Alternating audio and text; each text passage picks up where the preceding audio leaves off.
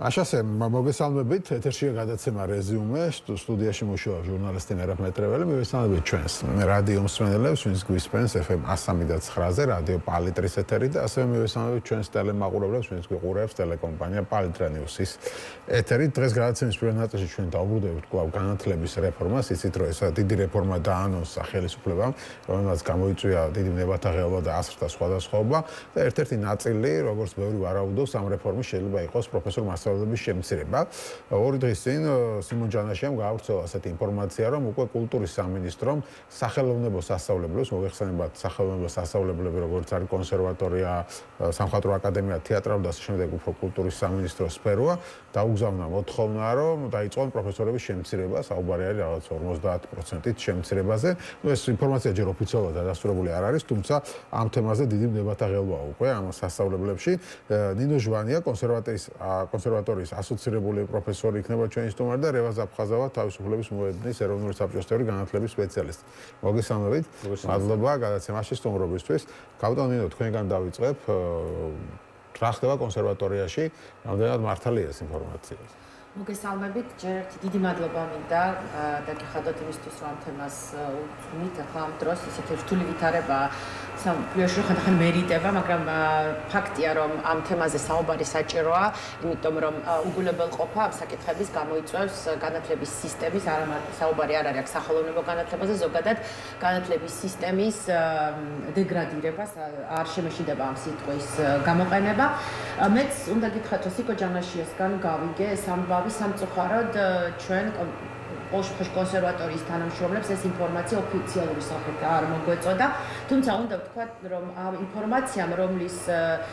ჭეშმარიტებაში მე ეჭვი არ მეპარება, თუნდაც იმიტომ რომ სიმონ ჯანაშიას მაცნობა, ვთქვათ, ვინ არის წყარო, მაგრამ არ გვაქვს უფლება ამაზე საუბრის. და მეორეც ერთი ის, რაზეც ახლა საუბრობენ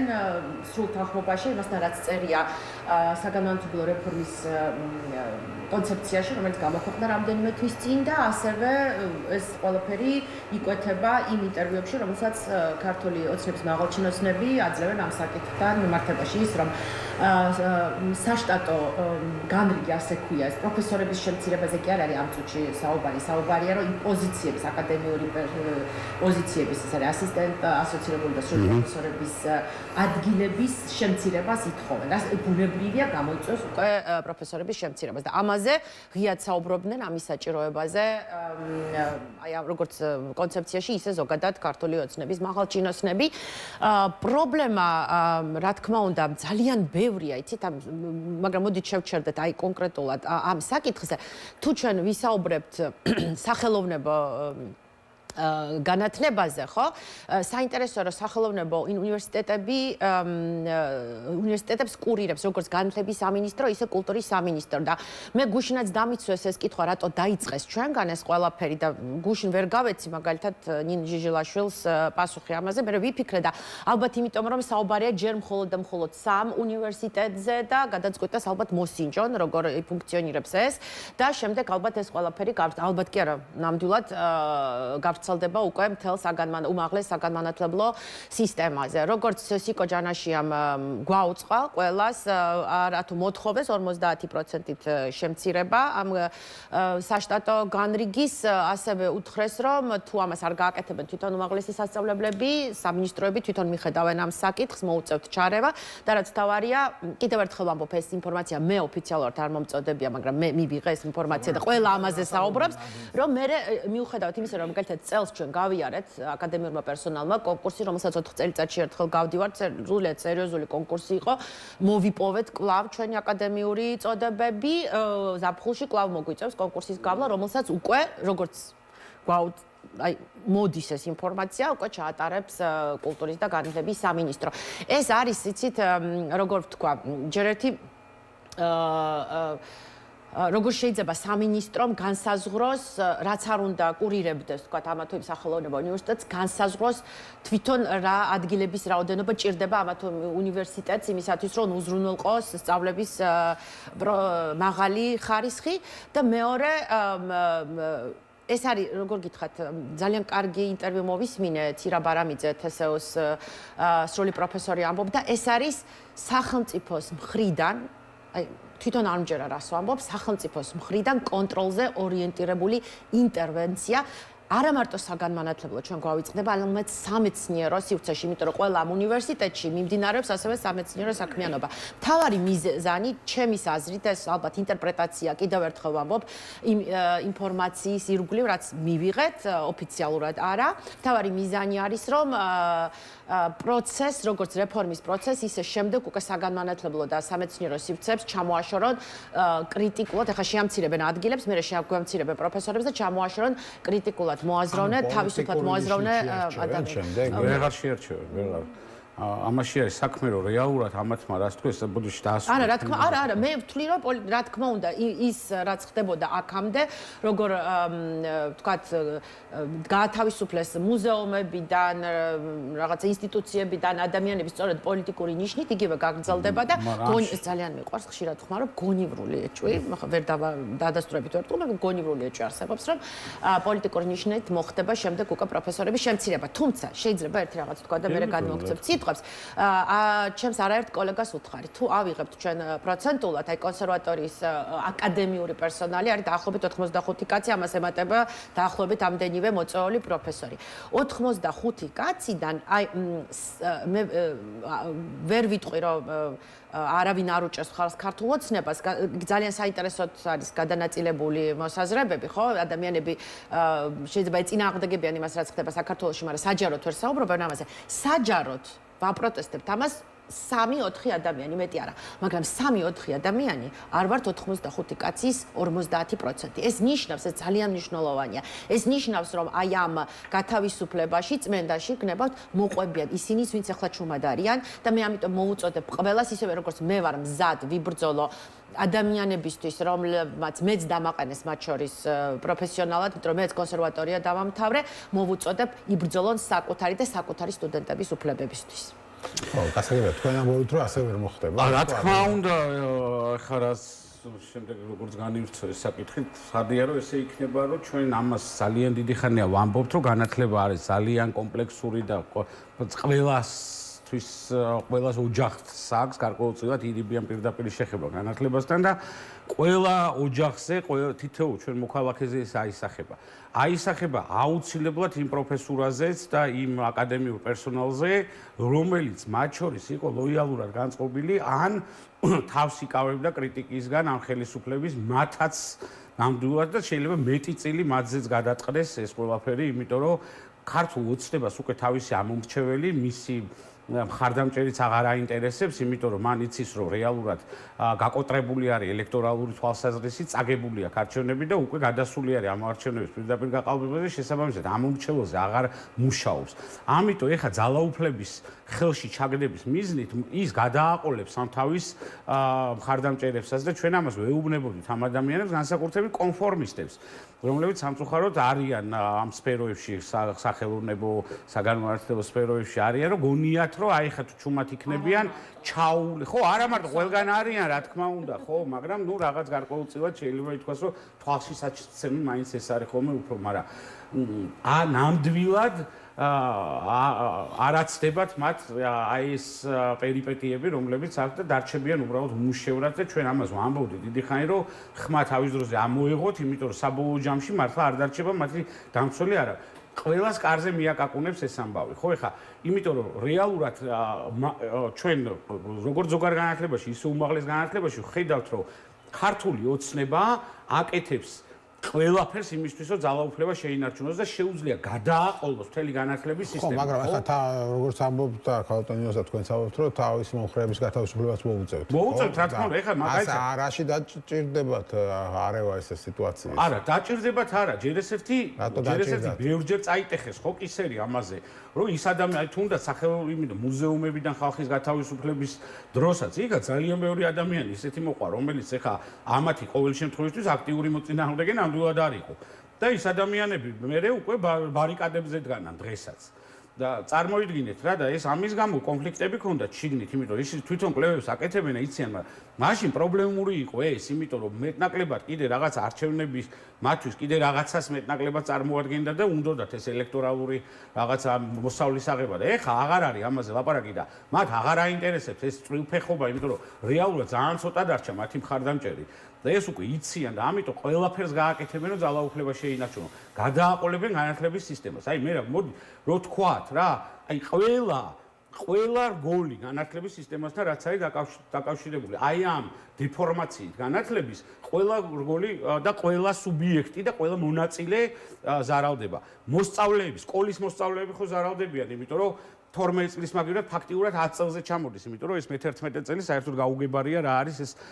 რეპეტიტორიუმი რო უნდა იყოს. მასწავლებლები, სკოლის მასწავლებლები ზარალდებიან, იმიტომ რომ მათი საათების რაოდენობა შესაბამისად შემცირდება, ხო? სკოლების საშინაო დღეში არის და მშობლები და დღეში არიან განსაკუთრებით აბიტურიენტების ეხლა რომ გადადეს კიდე ერთი თვით აი ამ რაოდენობების გამოცხადება ხო იმიტომ თვითონაც არიციან რა რაოდენობა არის და აბიტურიენტები აი ხო და ძალიან შავ დღეს ჩავარდნი ხარ ძალიან შავ დღეს ჩავარდნი ხარ და ძალიან ბევრია ესეთი ადამიანი მომავალ წელს კიდე უფრო უარესი იქნება იმიტომ რომ რეალურად კონკურსი იმატებს შესაძლებლობები ნაკლებია მომავალ წელს კიდე უფრო მეტი ხალხს მოკლედ ოჯახებს მეტი ტვირთი დააწვევათ, მშობლებს მეტი ტვირთი დააწვევათ, რომ რეპეტიტორებთან უფრო გაძლიერებულა, უფრო მეც დაჭირდება რეპეტიტორი და ეს არის ესე იგი ძალიან მძიმე ტვირთი, რომელსაც ვერ მიწვდება. ხო და შესაბამისად ზოგადი განათლება კიდე უფრო ელიტისტური გახდება და კიდე უფრო ნაკლებად ხელმისაწვდომ. რაც შეეხება უმაღლესებს, ხო ახლა რასაც ესენი აკეთებენ, ეს არის სრული მავნებლობა, დაწყებული იქიდან რომ ზოგადი სახთაური ეს არის საუნივერსიტეტო და განათლების და მეცნიერების საერთოდ მოსპობა საქართველოში, იმიტომ რომ რეალურად ის არ ღვევენ, ხო და ეხლა ჩვენ რო ვამბობთ რომ გამოჟონა ინფორმაცია კი არ გამოჟონა, ამიტომ პირდაპირ გვითხრეს ეს რომ ამას აკეთებენ. რომ უნდა შეამცირონ პროფესორების რაოდენობა. იმ სქემით, რომელსაც რასაც ესენი ლაპარაკობენ და დაახლოებით 4-ჯერ უნდა შემცირდეს პროფესორების რაოდენობა, სრული პროფესორების რაოდენობა. სადღაც 2.5-ჯერ უნდა შემცირდეს ასოცირებული პროფესორების რაოდენობა. რა სქემაზე ლაპარაკობ, რომ ერთი პროფესორი ფაკულტეტს სათავეში, ხო? კი, ამათმა რაც გვითხრეს. პროგრამაზე თქვენ საუბრობთ, ხო? პროგრამაზეა, ფაკულტეტზეა, ცოტა გაუგებარია. ხო და აი აქ მე ხა ვაჭრობის საგანი უნდა იყოს, ვინც უფრო ლოიალური ის არის, რა ქვია, რექტორია იმას მე. აი როგორც საბჭოთა კავშირის დროს იყო, მაგრამ ეგეთი ჩარევები საბჭოთა კავშირის დროსაც არ იყო, ხა რომ კურიკულუმებში ჩაერიონ პროგრამების დიზაინში.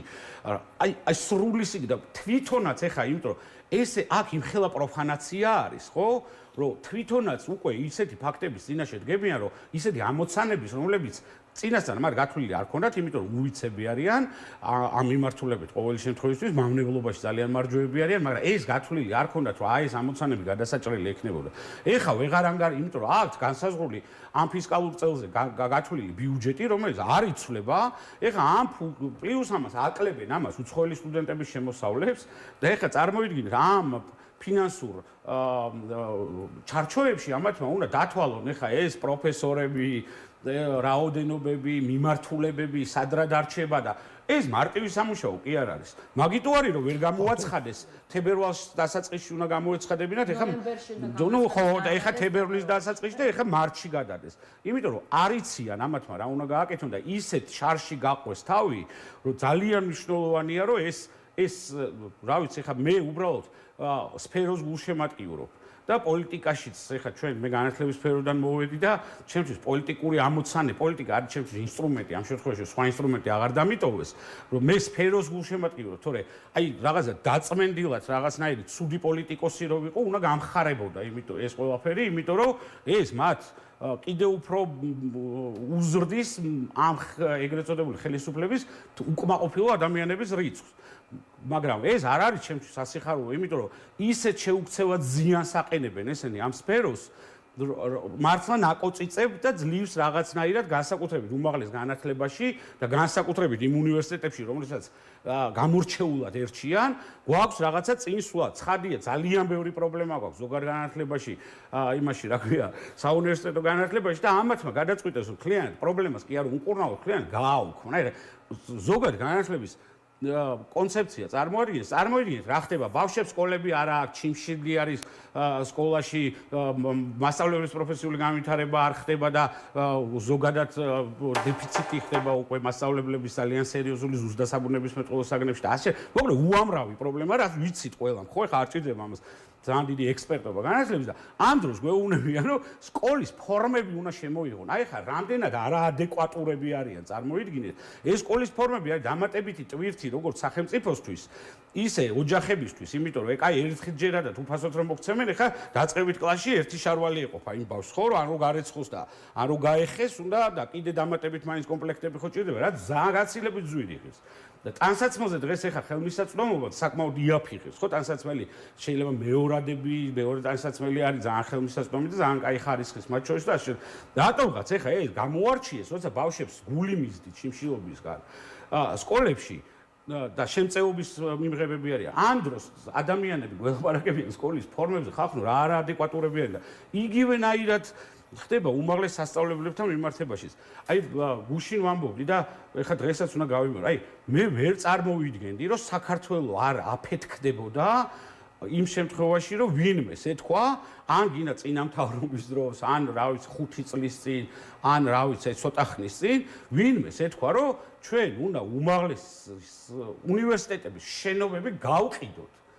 და იმას ადგილზე რაღაცა კორპუსები ავაშენოთ და ეს უნივერსიტეტები უნდა გავაუქმოთ ნაწილი ფაკულტეტები, სადღაც პროგრამები სხვაგან და ამაზე ქართულ ხალხს რეაქცია არ ექნებოდა, იმიტომ რომ ჩვენ რაც არ უნდა საბჭოთა კავშირიდან მოყოლებული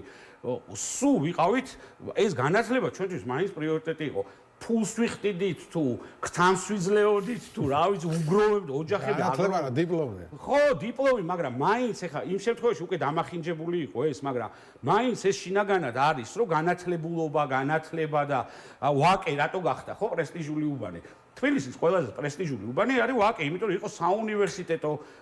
დასახლება, ხო, სადაც პროფესორები ცხოვრობდნენ, აკადემიური პერსონალი ცხოვრობდა, უნივერსიტეტები იყო და ქორვაჭრებიც იქითკენ მიუწევდათ გული, რომ მათ შვილებსაც იქ რაღაცა კულტურულ გარემოში და აკადემიურ გარემოში გაზრდილიყვნენ და დღეს მარტო ქორვაჭრები დატოვეს და ეხლა მათთვის უნდა ისა რა ქვია ააშენონ კორპუსები და ეს გაიტანონ ამას რომ იტანს ქართული საზოგადოება, მაგრამ ის საქმე იმაშია ბოდიში ხდა დავამთავრე. საქმე იმაშია რომ საპირწონეთ აქ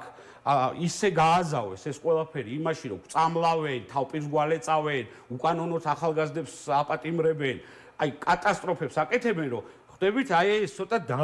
მოუბლაგდა ეს კუთხები მოუმრგვალეს მოკლედ ამ ადამიანების შემოქმედება. ხო და ეს მაინტერესებს გავდანილო კონსერვატორი თვითონ ხელმძღვანელობა კონსერვატორის როგორ უდგება ამ საკითხს. ალბათ გაქვთ ხო მათ საუბარი ან მათ აქვს თქვენთან საუბარი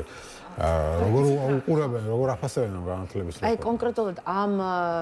ეტაპზე მე არ მქონია არანაირი შეხება, იმიტომ რომ ახლა სესიების დრო არის და ჩვენ რაღაც შეკრება და ეს არ მქონია, მაგრამ მე ვერ ვიტყვი სხვათაშორის ჩვენი ადმინისტრაციის საყვედურს, იმიტომ რომ მე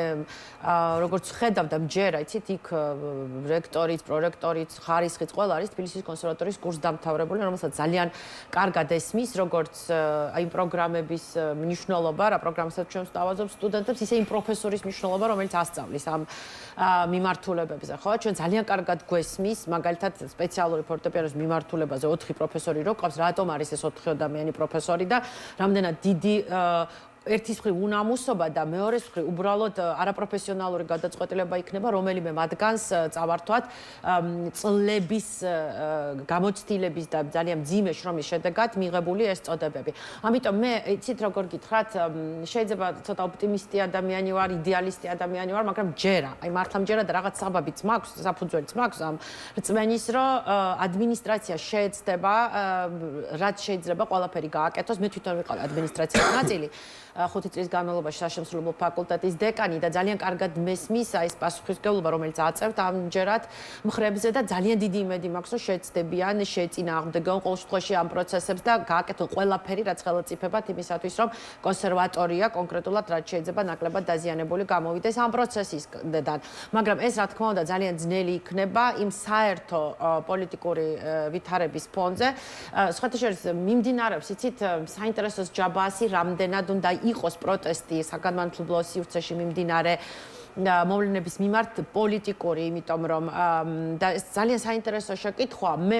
ბუნებრივია ამას ვსვამ პოლიტიკურ კონტექსტში, იმიტომ რომ ის რაც ხდება, იმიტომ რომ ქართული ოცნება არის ქვეყნის სათავეში, მაგრამ მოვუწოდებ ყველა ადამიანს, ვინც შეიძლება არ იზიარებდეს აი ჩემს პოზიციას, თქვათ, ხო? საკმაოდ კატეგორიული ადამიანი არ ვარ, მაგრამ კრიტიკულ პოზიციას ქართული ოცნების მიმართ კრიტიკულად შეხედონ თუნდაც მხოლოდ აი ცალკე აღებულ საგანმანათლებლო რეფორმას ყველა ადამიანს ვისაც აწუხებს საკუთარი შვილების მომავალი, თუნდაც საკუთარი პროფესიული მომავალი, ხო, იმიტომ რომ პროფესორა საქართველოში რაღაც გარკვეულ ნაწილს წარმოადგენს ჩვენი მოსახლეობის და თუნდაც პოლიტიკური პროტესტისგან დისტანცირებულად გააპროტესტოს ის რაც ხდება დღეს საგანმანათლებლო სივრცეში, იმიტომ რომ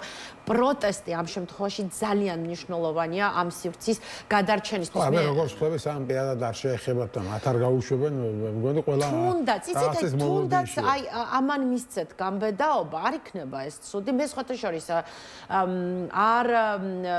როგორ თქვა, არ ვაკრიტიკებ კაცად ადამიანებს, განსაკუთრებით იცით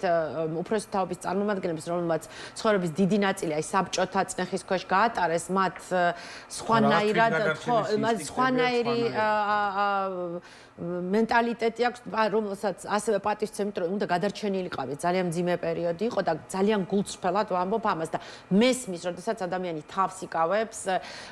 ესეთი საჯარო პროტესტისგან, მაგრამ თუნდაც პირად სივრცეში და კარგი იქნება საჯაროდ გააპროტესტონ თუნდაც მხოლოდ ის, რაც ხდება საგანმანათლებლო სივრცეში, იმიტომ რომ მე პირადად მზად ვარ თუნდაც აი პოლიტიკისგან დისტანცირებულად ესეც პოლიტიკის ნაწილია, მაგრამ მაინც. მაგრამ ამ შემთხვევაში თუნდაც ამოვუდგე მხარში იმ ადამიანებს, რომლებიც არ იზიარებენ ჩემს პოზიციას პოლიტიკურს, მაგრამ კარგად ხვდებიან, რომ ის რაც ხდება საგანმანათლებლო სივრცეში დამაზიანებელია მათთვის და მე მხარში ამოვუდგები და იმედი მაქვს, რომ ისინიც მხარში ამოგვიდგებიან, იმიტომ რომ აქ არ არის კიდევ ერთხელ საუბარი პირადად ჩემზე, აქ საუბარია პროფესურაზე, თუნდაც იცით თბილისის კონსერვატორია ძალიან საინტერესო кейსია იმ თვალსაზრისით, რომ როდესაც სტუდენტი აბარებს, ჩვენ ხო ინდივიდუალურად ვმუშაობთ ჩვენ ლექციაზე, კი, გვაქვს ლექციები, მაგრამ მე ინდივიდუალურად ვმუშაობ სტუდენტებთან, როგორც მაგალითად ფორტეპიანოს სპეციალისტი, ხო? სტუდენტი როდესაც აბარებს აბიტურიენტი, მან იცის ვისთან უნდა წასვლა. ხა თქვენ წარმოიდგინეთ, ახლა სტუდენტი წელს ემზადება და არ იცის ის პედაგოგის, კი არა, ჩემო სტუდენტებმაც არ იციან, მე ვიქნები თუ არა მომავალ წელს, მაგრამ მაინც, აი ვინც აბარებს, არ იცის ის ადამიანი, ვინც აინტერესებს, ვისთანაც უნდა, ვის გამოც რჩება, ხანდახან რჩებიან საქართველოში და არ მიდიან ევროპაში, იმიტომ რომ ჩვენ ძალიან ძლიერი საფორტეპიანო სკოლა გვაქვს, ამას თავისუფლად და ამაყად ვამბობ. არ იცის ის და მისი პედაგოგი იქნება თუ არა კონტინგენტში, ხო? აი ამაზეც თუნდაც მშობლებმა გააპროტესტონ ეს და ქუჩაში თუ არ გამოვლენ, რაღაც პირად სივრცეში, არ ვიცი მე რაღაცა სოციალურ სივრცეში და გააპროტესტონ უნდა ეს. მაქსიმალური კომფორტის შექმნაც ამ მხრივ, რა ვიცი, კი ბატონო, როგორც უნდათ ისე გააპროტესტონ და ჩვენ ვერაფერს ვერ დავავალებთ, მაგრამ აქ არ არის ლაპარაკი, ხო, გასაგებია, რომ ეს ადამიანები თავის ტყავზე რომ იგრძნობენ ამ პრობლემას და ძალიან მალე და ძალიან მწვავედ იგრძნობენ და უკვე თუ არ გრძნობენ, ხო? იმიტომ რომ ეხლა ჩვენ მაგალითად თუნდაც ზოგადად განათლებაში რო ვიყოთ, ყავს მთელი წლობით ბავშვები, მთელი კოჰორტა, მთელი თაობა გაიზარდა ბავშვების, რომლებსაც საკუთარი სკოლა არ უნახავთ და არის სადღაც მიკედლებულები, სადღაც სხვა სკოლაში, სხვა უბანში, სადაც დადიან მესამე ცვლაში მთელი 30 წუთიანი გაკვეთილები უტარდებათ, ისინი ხან უტარდებათ, ხან არ უტარდებათ და წარმოიდგინეთ, ბავშვები მთელი თაობას წაართვეს სკოლა, აი მთელი სკოლის პერიოდი, მე როგორც 90-იანებში რაღაცა პერიოდი, ხო, ნუ ამ არეულობების გამო სკოლის პერიოდი ძალიან გამიცდა, ხო? ასევე გაუცდათ, იმიტომ რომ ამათი უნიათო პოლიტიკის გამო, იმიტომ რომ აი ესე დაანგრიეს ყველანაირი გეგმის, ყველანაირი გათვლის გარეშე დაანგრიეს ეს სკოლები და ვეღარ ააშენეს. ეხლა ანგრევენ მთლიანად უკვე განათლების სისტემას და უმაღლესი განათლების სისტემას და ეს მართლა შეეხება თითოეულ ადამიანს რა, იმიტომ რომ შეუძლებელია ეს ეხლა ვითომ რაღაცა დათმობებზე წავიდნენ ეხლა ამ რექტორთა საბჭოზე, რომ აი ამ საერთაშორისო ერთობლივ პროგრამებს შეგინარჩუნებთ. რანაირად შეუნარჩუნებენ ეხლა თუ იქ ინტერდისციპლინარული პროგრამები არის, რომლებსაც რამდენიმე მიმართულება ერთად არის ჩართული. ის მიმართულება თუ აღარ იქნება იმ უნივერსიტეტში, ხა გინდა შემიდარჩუნე და გინდა შემიდარჩუნე. ავტომატურად გაუქმდება ეს ყველაფერი. ხო, აი, იმდენად არაფრის მცოდნე ადამიანები არიან, აი ხო იძახიან რომ ესენი გადმოიყვანეს იმიდან ციხის პენიტენციალური სისტემიდან ძალუძირითადად არიან ძალოვანი აი უშიშროების სპეციალისტები და განათლების სამინისტროში ხო აბა სულ ყველა ეგენი არიან ერთი უშიშროებიდან არის ერთი შინაგან საქმეებიც არის ერთი არის პენიტენციალური და შაშკინი რო გადმოიყვანეს მაშინ რა ამბავი ატყდა ხო გახსოვთ არა ჩვენ რა ვიცი იმის მერე სულ კრიტიკა იყო და შაშკინი სხვადასხვა ძალიან ცენტრალიზებულად მართავდა ამას და მაგაზე სულ კრიტიკა იყო და ჩვენი მხრიდან ყოველ სამოქალაქო სექტორის მხრიდან ყოველ შემთხვევაში ეხა რასაკეთებენ წარმოიდგინე და ოღონ რო გადმოიყვა ან იმ პენიტენციაურშიც რო რამეს ნორმალურს გააკეთებდნენ ესენი ეხა რომელი ესენი წლების განმავლობაში ნამუშევარი ეხა სუსის გენერლები ეგენი არიან ეხა გამოცდილი ისინი აი იქაც შემთხვევით იყვნენ სავარაუდოდ მოუხლეს მაგრამ ყოველ შემთხვევაში ეს გამოცდილება მათ მოყვებათ და აბსოლუტურად გაუგებრდა განათლება ხალხს გონია ისევე როგორც რაღაც სამედიცინო სფერო იმ რომ ყველა ერთხელ მაინც ავადმყოფილა და რაღაცა საავადმყოფოში არის ნავყოფი თუ პოლიკლინიკაში ყველა რა კომპეტენტური მეზობელი რო წამალ შემოგაწვდის აი დაახლოებით ეგეთ დონეზე ეგრე გონია რომ ყველა სკოლაში რო უსწავლია და უნივერსიტეტში ან ლექტორი რო ყოფილა ეს გონიათ რომ განათლების მართვაში არიან სპეციალისტები და განათლების მართვა ცალკე დისციპლინა არის ცალკე მეცნიერება არის განათლების აი ეს მიმართულების ხელმძღვანელობა მართვა და დაგეგმვა და ამის სპეციალისტები არსებობენ მაგრამ ამათ ეგენი არ აინტერესებს და ამიტომ არის რომ თავიანთვე დაგებულმა ხეებშიც ექცევიან და პლუს ამას ისეთ ზიანს აყენებენ სისტემას ეხლა წარმოიდგინეთ რო გაყიდიან დაუშვათ კი ესენი ხო წავლენ აქ ხო ცას ხო ვერ გამოეკიდებიან არა ხო ნამდვილად დროის ამბავია ჩვენ უბრალოდ გვინდა რომ ადრე წავიდნენ ვიდრე გვიან რომ ნაკლები მავნებლობა მოასწრონ მაგრამ ესენი რო წავლენ იმ შენობებს რას უზავთ იმ ლაბორატორიებს რას უზავთ რომლებიც ამ შენობების დანგრევის და თუნდაც გადატანის შემთხვევაში აბსოლუტურად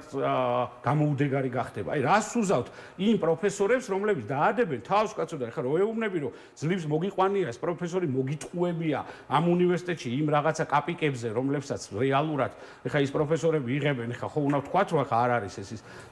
ის ხელფასი და რომელიც მათი კვალიფიკაციის ადამიანებს ეკუთვნის ხო ამ ადამიანებს ვეუბნებით რომ ეხლა შენ რაღაც ასისტენტ პროფესორად გადაგიყვან და ის დაადებს თავს და წავა ნორმალურ ქვეყანაში და იქ ასწავლის იმიტომ მოთხოვნა არის და ჩვენ საერთოდ დავრჩებით აი ამ ყველაფერს ის იქ დაფუძნდება და იქ აუ კობახიძე მithვა პირიქით უცხოეთიდან ჩამოვიყვან პენსიონერ პროფესორებს ხო პენსიონერები ანუ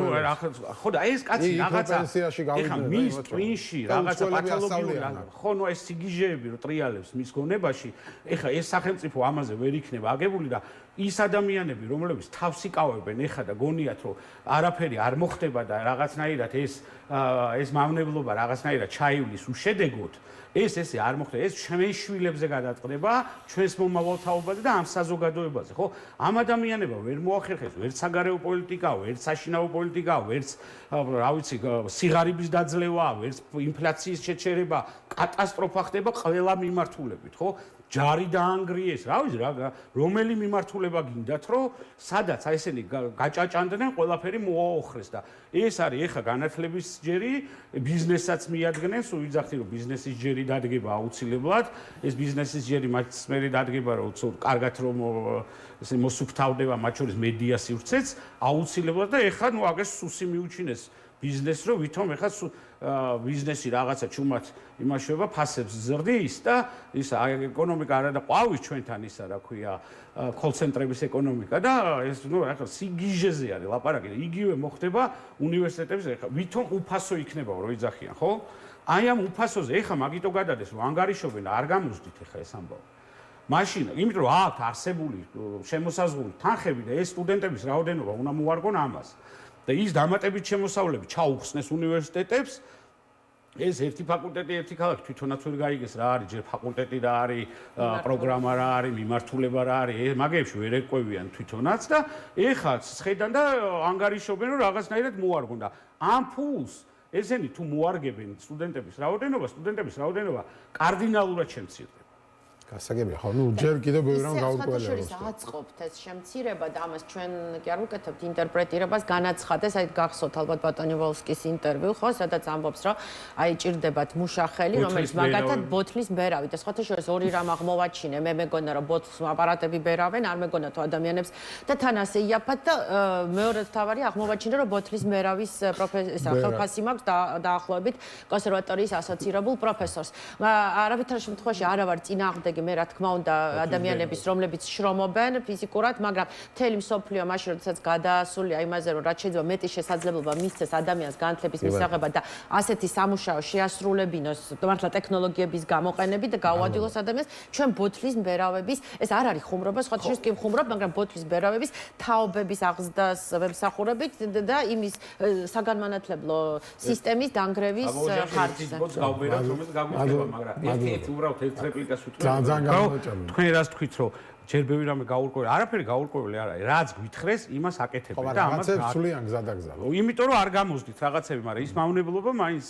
მადლობა დედი გადაცემას სტუმრობისთვის ნინო ჟვანია კონსერვატორიის ასოცირებული პროფესორი და რევაზ აფხაზავა თავისუფლების მოედნის ეროვნული საბჭოს წევრი განათლების სპეციალისტი იყვნენ ჩვენი სტუმრები ჩვენ განათლების რეფორმაზე ვსაუბრობთ ალბათ ბევრი გადაცემის გაკეთება მოგვიწევს კიდევ ამ თემაზე ჩვენ გვაქვს რეკლამის შემდეგ ჩვენ ირანის საკითხს დაუბრუნდებით გადაიფიქრა თუ არა ამერიკამ ირანზე თავდასხმის იქნება თემა ასე რომ რამდენიმე წუთში დაუბრუნდებით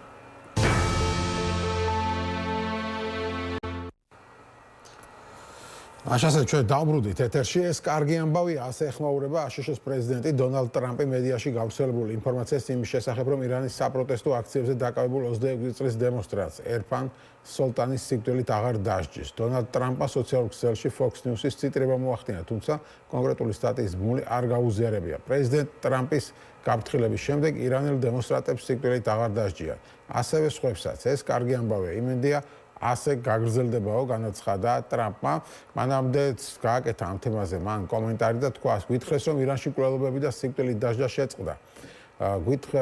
შეწყდა და სიკვდილით დასჯისთვის ან სიკვდილით დასჯებისთვის გეგმები არ არის კარგმა წყარო მითხრა ეს ამას დავადგენ დარწმუნებული ვარ ეს თუ მოხდება ძალიან იმედგაცრუებული ვიქნებით მათ შორის თქვენს ძალიან იმედგაცრუებული იქნებით მაგრამ ამ წამს მომივიდა ეს ინფორმაცია რომ კვლელობები შეწყდა რომ სიკვდილით დასჯები შეწყდა და სიკვდილის დასჯა არ ექნება რაზეც ბევრი ადამიანი ლაპარაკობდა ბოლო რამდენიმე დღის განმავლობაში რომ დღეს სიკვდილით დასჯის დღე უნდა ყოფილიყო თქვა ტრამპმა ასევე როიტერსმა გაავრცელა ინფორმაცია რომ ირანის თავზე საჰაერო სივრცეში ფრენები განახლდა როგორც ჩანს ამ ეტაპზე სამხედრო ინტერვენცია ამერიკის მხრიდან არ იქნება როგორც შეიძლება განვითარდეს მოვლენები ამ თემაზე ვისაუბრებთ დღეს გიორგი ხატიაშვილი ჩაგვერთვება სწორედ ამერიკის შეერთებული შტატებიდან პოლიტიკის მეცნიერებათა დოქტორი მოგესალმებით გიორგი მადლობა მოწვევისთვის. მადლობა გადაცემაში მონაწილეობისთვის და რისი თქვა შეგიძლია შენ აი ამ საათების მდგომარეობით რა უფრო მეტად არის მოსალოდნელი რომ ჩაერივა ამერიკა ამ ბავშვი თუ დასრულდა უკვე ეს თემა და ამერიკა აღარ ჩაერევა ნუ კრიზისი ალბათ არ დასრულებულა, თუმცა ის უახლოეს მომავალში ესე იგი ეს სარაკეტო თუ საჰაერო დარტყმები ალბათ უფრო არ იქნება და რასაც საერთაშორისო მედია წერს ეს მნიშვნელოვანი დამსახურება, ნუ თავად თქვა ირანის რეჟიმის, ასე ვთქვათ, რაციონალურობის იმ კუთხით, რომ ალბათ რაღაც შეთანხმებაზე წამოვიდნენ და მეორე მხრივ სამეზობლოსი, ხო, როგორც დაიწერა უკვე საუდის არაბეთი, თურქეთი და კატარი და განსაკუთრებით საუდის არაბეთი, ესე იგი ცდილობდნენ ტრამპი გადაერწმუნებინათ იმისგან, რომ საჰაერო დარტყმები მიეყენებინა ირანისთვის და შესაბამისად ამ წუთას ესე იგი სამეზობლომ შეიძლება ითქვას რომ გადაარჩინა ირანი და ნუ თვითონ რეჟიმის იმ დონის რაციონალურობამ რომ მიხვდნენ რომ ეხლა სიკვდილით დასჯა ამ ხალხის ასეთ პირობებში მხოლოდ ესე იგი ნაფტის დასხმა იქნებოდა ცეცხლზე ხო, კი ბატონო, მაგრამ ეს როგორ ფიქრობ, დროებით გადავადა თუ შეიძლება კვლავ დადგეს დღის წესრიგში სამხედრო ჩარევა ამერიკის შეერთებული შტატების მხრიდან. ნუ ბევრი ფიქრობს, რომ ამ ეტაპზე უბრალოდ ამერიკას არ შეეძლო ფიზიკურად ამის გაკეთება, იმიტომ რომ იქ სამხედროები არ იყვნენ იმ რაოდენობის, თქვათ, გემები არ იყო და ასე შემდეგ და შეიძლება მერე დადგეს ეს დღის წესრიგში. კი ბატონო, ხა ჯერ ესერთი ალბათ ნუ იმდენი ძალა რომ რაღაცა ირანს მნიშვნელოვანი ზიანი მიაყენონ ამერიკას ამ წუთასაც აქვს თუ გავითვალისწინებთ იმას რომ ზაფხულის 12 დღიანი ომის შემდეგ ისრაელმა პრაქტიკულად გაუნადგურა ირანს საჰაერო თავდაცვის სისტემა ანუ სრულიად მოტიტულებულია ირანის ცა შესაბამისად ამერიკელებს უპრობლემოდ შეუძლიათ ნებისმიერი მიზნის განადგურება ეს ერთი თუმცა აქ არ არის სამხედრო პრობლემა, აქ არის პოლიტიკური პრობლემა, რაც ასე ვთქვათ, საუდის არაბეთს რისიც ეშინია, ხო, ხა საუდის არაბეთი არ არის ერთ-ერთი ყველაზე დიდი ფანი ირანის პირიქით, ხო, წლების მანძილზე ეს არის დაპირისპირებული სახელმწიფოები, თუმცა საუდის არაბეთს ესმის, რომ ირანის რეჟიმის იმ დონეზე მორყება და ამერიკის დაბომბვა შეუძლია სრული ეკონომიკური კოლაფსი გამოიწვიოს და რეჟიმი იმ დონეზე დაასუსტოს, რომ ქვეყანაში დაიწყოს ანარქია და ქაოსი, ეს პირველ რიგში დაარტყავს სამეზობლოს, ხო? და საუდის არაბეთს უკვე ეს ერაყის შემთხვევაში უკვე ნანახია, ხო, ეს რეჟიმების ჩამოგდება ამერიკელების ხელით, რითი მთავრდება. ამიტომ საუდის არაბეთს ამ წუთისთვის ალბათ ურჩევნია და თურქეთსაც და კატარსაც რომ არ შედგეს ეს სამხედრო ინტერვენცია, იმიტომ რეალურად ხო საუდის არაბეთს ირანისგან და ზოგადად რეგიონს ირანისგან რა აწუხებს, ეს არის ჰეგემონიზმი და ეს არის ბირთვული პროგრამა. ჰეგემონიზმი ისრაელის წყალობით, რომელმაც გაანადგურა ხეზბოლა, ასევე ვთქვათ, ირანის საცესები თითქმის განადგურებულია და ირანს ნამდვილად არ აქვს თავი ახლა რომ paramilitārული ორგანიზაციები აფინანსოს და ჰეგემონიზმი წინ წაწიოს და მეორე არის ბირთვული პროგრამა, ხო? საუდის არაბეთს ღიათ აქვს განცხადებული, რომ თუ ირანი გახდება ბირთვული სახელმწიფო, ისიც დაიწყებს ბირთვული იარაღის შექმნას და ეს ასევე ამ 12 დღიანმა ომმა ერთის მხრივ დაამტკიცა, რომ არანაირი ბირთვული იარაღი ირანს არ აქვს, ანუ ისია გადამალული, რომ ვერან ვერ მიაგდო და მეორე ის, რომ ამ დაბომბვებმა მნიშვნელოვნად გადაწიეს ეს თქვათ ნიშნული, როდესაც ირანი შექმნის ბირთვული იარაღს. დანარჩენი ახლა დემოკრატია იქნება ირანში შიგნით თუ არა, ეს საუდის არაბეთს და რეგიონულ სახელმწიფოებს ნამდვილად არ ადარდებთ და შესაბამისად ვიღებთ ასეთ სურათს, რომ თქვათ საუდის არაბეთი, თურქეთი, კატარი ტრამპთან ახლოს არიან, ყველა ურჩევს, რომ არ განახორციელოს ეს სამხედრო ინტერვენცია. ალბათ თვითონ ადმინისტრაციის შიგნით არიან ხმები, რომელსაც მიაჩნიათ, რომ რეჟიმი უნდა დაემხოს, მაგრამ მეორე მხრივ ყოველთვის ეს განსაკუთრებით ხო ტრამპიზმი ანტიინტერვენციონიზმზე დგას. ერთი ახლა ვენესუელის სახელმწიფო მეთაურის დაპატიმრება და მეორე არის, როდესაც თუ ისე მოარყევ რეჟიმს, ახლა კი შეიძლება თქვათ ოპოზიციამ ჩაანაცვლოს, რომელიც 50 წელია ქვეყანაში არ ყოფილა, მაგრამ ალბათ უფრო სავარაუდო სცენარი არის ისეთი ქაოსი, რომლის მერე უკვე გრძელვადიანი შედეგების გაცვლა თითქმის შეუძლებელი იქნება. ანუ ტრამპაც ისაუბრა რეზა ფეხლევიზე და თქვა, რომ არავარო დარწმუნებულია, რომ ის მანს იქ აქვსო, ხო, რაღაც მხარდაჭერაო და ახლა ასეთი განცხადება გააკეთე ხა. ზუსტ ციტატას წავიკითხავ ამასთან დაკავშირებით. ხო, ანუ რა პრობლემები შეიძლება კონდეს ამზე განვითარება სცენარების, ხო? ანუ რატო არ არის შეიძლება ვთქვათ იგივე ფეხლევი მისაღები იგივე დონალდ ტრამპისთვის ბოლომდე, ხო? აი რა თქვა ტრამპმა, სასიამოვნო პირობებად ჩანს, მაგრამ არ ვიცი მიიღებს თუ არა მისი ქვეყანა მის ლიდერობასო. განაცხადა მან. ხო, ანუ ეს რეზა ფეხლებიც ხო არის რა, სახელი, მამამისის სახელი, თავისი სახელი, კაცი 50 წელია მე მგონი ქვეყანაში არ ყოფილა, ირანის რევოლუციამდეც არის, ხო, 79-ში მოხდა რევოლუცია და მანამდეც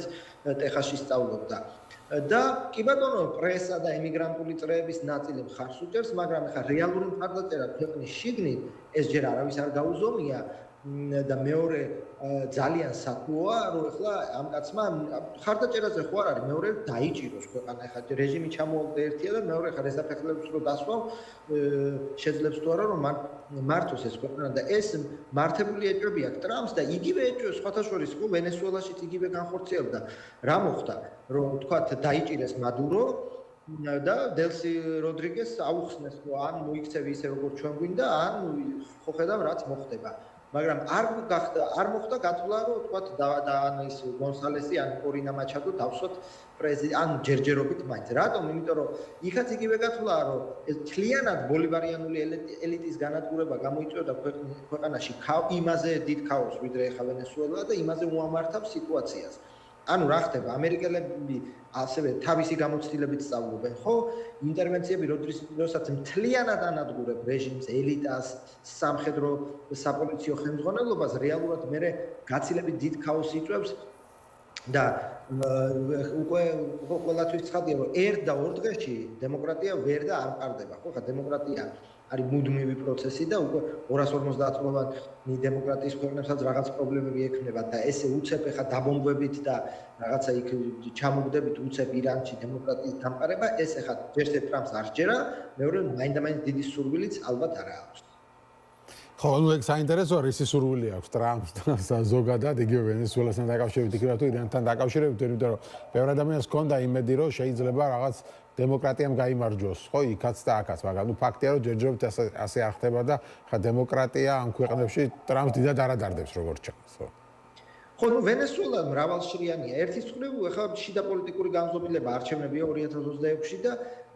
თქვათ აჩვენოს, რომ კი აი ომი არ დავიწყე, მაგრამ აი ამერიკის ძალა ვაჩვენე და თქვათ დავიბრუნე და ვიცი ნავთობი და ანტიამერიკული რეჟიმი მოვათვინიერეთ. ეს ნამდვილად შიდა განზომილება. მეორე არის რეგიონალური განზომილება, რაც არ მალავენ, ანუ მონროს დოქტრინის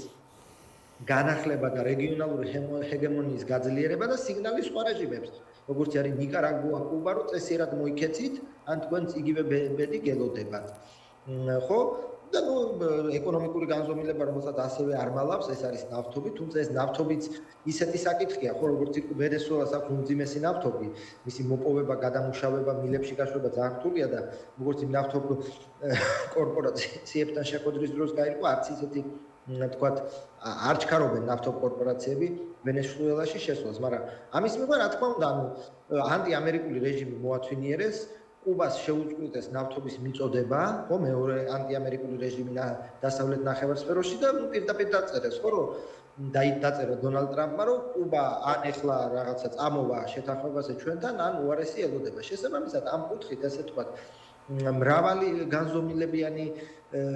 ნაბიჯი იყო ვენესუელაში ინტერვენცია და ჯერჯერობით მარტო ნუ თუ არ ჩავთვლით საერთაშორისო დამართალს და ჩინეთი და რუსეთი რასიზმს და ასე შემდეგ, ანუ რეალ პოლიტიკის კუთხით ჯერჯერობით არაფერი ტრამპს არ დაუყარებს. ხო, და ანუ კი გასაგებია საუბრობთ, რომ აი ვენესუელა შეიძლება მაინც ნელ-ნელა რაღაცები შეიცვალოს, ხო? იქ კუბაზე ვსაუბრობთ, მაგრამ აი ირანის შემთხვევაში თუ ეს ახლა გადააგორა ამ რეჟიმმა, როგორ ფიქრობთ, საიტწავა კიდევ უფრო მარწუხების მოჭერისკენ თუ მოშვებისკენ, ხო? შეიძლება იქ უარესი მოხდეს, ვიდრე დღეს ხდება. ხო, ხა რეჟიმი თუ გადააგორებს ამ ამბებს, რეჟიმი და ყველა რეჟიმი ხო არის თვითგარდაჩენისკენ ორიენტირებული. ის რა დასკვნებს გამოიტანს, ერთი მხრივ ფაქტია, რომ არის ეკონომიკური პრობლემები, იმიტომ რომ ეს პროტესტიც ხო უკმაყოფილება ეკონომიკური განზომილებით დაიწყო. ეკონომიკური პრობლემები ვერ მოგვარდება თუ ეს სანქციები დარჩა, ხო? ფაქტია, რომ კატასტროფული სანქციების ქვეშ არის ირანი და კატასტროფული წნეხით. ამის ერთადერთი გზა არის ამერიკელებთან დალაგება, ხო? ეგ ხა ესეთი იოლი არ არის როგორც, იმიტომ რომ ნუ ბირთვული პროგრამა იქნება თუ ბალისტიკური რაკეტების პროგრამა, ეს არის ასე ვთქვათ რეჟიმის უსაფრთხოების ერთ-ერთი მთავარი საყრდენი და ეხლა კი ბატონო ეკონომიკური სიკეთეებში ვთქვათ განიარაღებას არ ამგონი არც ჩრდილოეთ კორეა ამს და არც ირანი ურჩევნია რომ იყოს სიღარიბე და კონდეთ ეს ბალისტიკური რაკეტების პროგრამა. შესაბამისად დიდ ცვლილებებს მე ვერ ვხედავ, არც დემოკრატიზაცია, ნუ ირანის დემოკრატიზაცია შიდა არჩევნებში ვიღაცას დაუშვებენ, ვიღაცას არა, მაგრამ დიდ ცვლილებებს მე ვერ ვხედავ, იმიტომ რომ უბრალოდ ის დათმობები, რასაც თქვა ამერიკელები ირანს თხოვენ ეკონომიკური შემსრულებლობის სანაცვლოდ, ირანი მასზე ვერ წავა, იმიტომ რომ ეს არის რეჟიმის განიარაღება პრაქტიკულად. შესაბამისად, თუ რეჟიმმა ეს გადააგორა, რა დასკვნასაც ყველა ნახევრად თუ ავტორიტარული რეჟიმი გამოიტანს, არის რომ სადღაც გაგვექცა გასაძლიერებელია უსაფრთხოების სამსახური და გასაძლიერებელია თქვათ ეს ხალხის მართვის რაღაცა სტრუქტურები და სისტემები. ხო, ანუ შეიძლება უარესი მივიღოთ, ხო? და შეიძლება ამერიკასთან თანამშრომლობაზეც წამოვიდეს ან არ წამოვიდეს ეს რეჟიმი. ხო, იგივე ვენესუელაში, ვენესუელის რეჟიმისგან განსხვავებით. საბოლოო ჯამში ამერიკაში რამდენად დაარტყამს ეს ყველაფერი ტრამპის პრესტიჟს, იმიტომ რომ ბევრმა გაიხსენა ობამას შემთხვევა, როცა ის ასადს ემუქრებოდა სირიაში, ხო, რომ დაგარტყამო თუ ქიმიური არახს გამოიყენებოდა, მე არ შეასრულეს დაპირება. იგივე გამოუვიდა რაღაც ტრამპს თითქოს, ნუ აქ ვითომ რაღაც კვლევები კი შეწყდა, მაგრამ მაგასაც ლინცი გრემი და სხვაებიც კი რესპუბლიკელები იყო აქტიური მომხრეები ამ ინტერვენციის. ხო, ნუ არ არსებობს ინტერვენცია, რომლის მომხრე ლინცი გრემი არ არის, მაგრამ რაც შეეხება კი ეხლა რა თქვენ გაიხსენეთ ობამას და ასადის შემთხვევა, იქ გაცილებით უარესი იყო იმ კუთხით, რომ იქ პირდაპირ ითქვა, ხო, რომ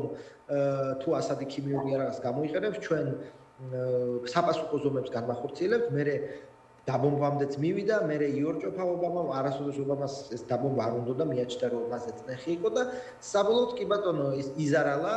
შიდა პოლიტიკურად უკვე არჩევნები მოგებული ქონდა, ხო, თუ არ ვწდები და მაინდა-მაინც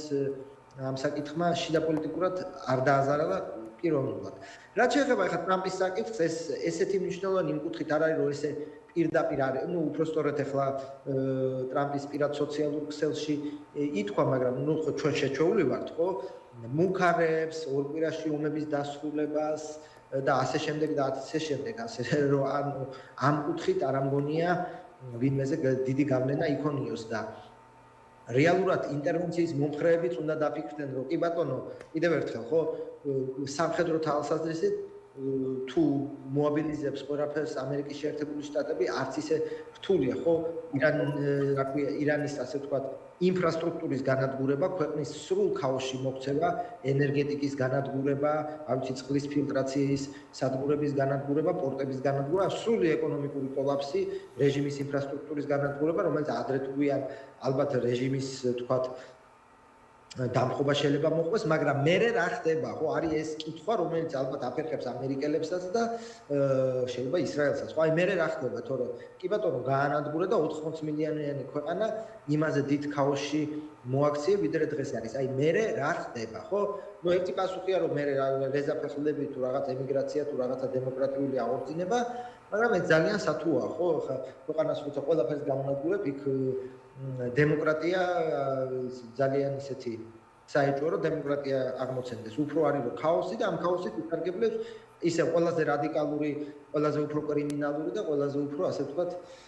ბრელი ძალები. და შეიძლება უარესი რეჟიმი მოვიდეს. ხო, ნუ ბევრი კითხვა არის. მადლობა დიდი გადაცემაში მონაწილეობისთვის. გიორგი ხატიაშვილი გვერდთვებოდა ამერიკის შეერთებული შტატებიდან პოლიტიკის მეცნიერებათა დოქტორი. ასეთი იყო ჩვენ დღევანდელი გადაცემა რეზიუმე. მე ხვალამდე გემშვიდობებით.